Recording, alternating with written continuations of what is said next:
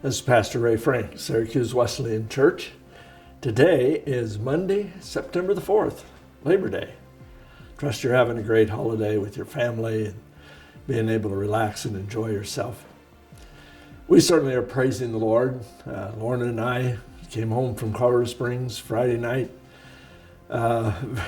Very glad that Lorna's radiation treatments are completed. She did 25 treatments in the month of August. And I have a few pictures just come up here behind me and show where we stayed, or the hospital there, Penrose Hospital in Colorado Springs. Wonderful guest house that they offered to us free of charge. Just a wonderful facility that made it so much easier for us to just ride across the parking lot. And then there's a picture of Lorna ringing the bell. That was one of the activities you did when you finished up all your radiation treatments. You got to ring the bell for victory. And so we were glad and thankful that that's over. We were praying that all of this radiation was useful in eliminating the free-floating cancer cells. Lorna did suffer some side effects, some pretty deep fatigue this last week. She had a low-grade temperature and fever, and doctors ran some extra tests to see what all's going on. But we're hoping now that the healing can begin, the healing from the radiation, and we'll have a follow-up visit in a couple of months with the surgeon. One of the things I miss the most about being gone for 5 weeks that we did in this journey. Now we had some wonderful folks here at church who stepped up and took care of things. Our summer intern, Dalen Melcher, just did a bang-up job of taking care of things for us in the church office and in many responsibilities and duties that he performed. But the thing I missed the most was my regular place of my morning devotions. Now, I know that's silly. You can read the Bible and have, devotions anywhere in the world. But for me, and I'm showing you a picture here. This is my Grandpa Conway's old library desk that he used to have in his room. It was the only desk that he had that I knew of. And he was a preacher, an evangelist.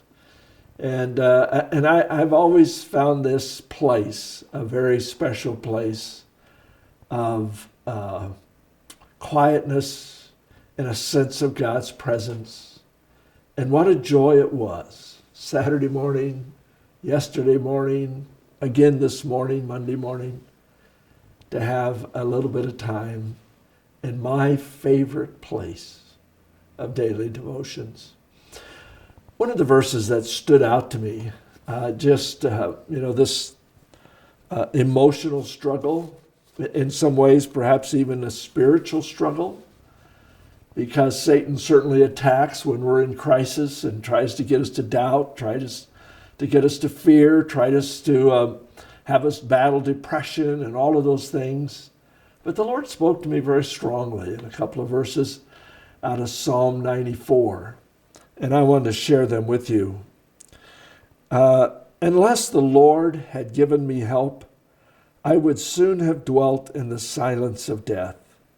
When I said, my foot is slipping, your love, O Lord, supported me. When anxiety was great within me, your consolation brought joy to my soul. Those are powerful words. And particularly this last week when it seemed the struggle was intense and even fierce at times, there was that sense of God's presence that in spite of my fears, in spite of my anxiety, there were nights I would wake up in the night and not be able to hear Lorna breathe and fear that something had happened.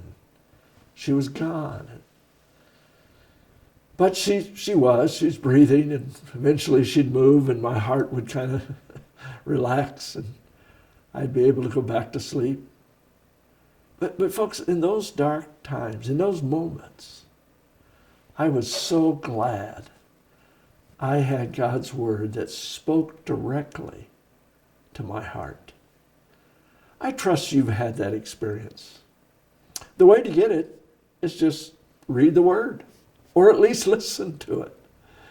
And you'll be amazed at how many times the life experiences you are going through, good or bad, will relate, connect to something that you've been reading in God's word. I trust that'll be good and true for you this week. God bless.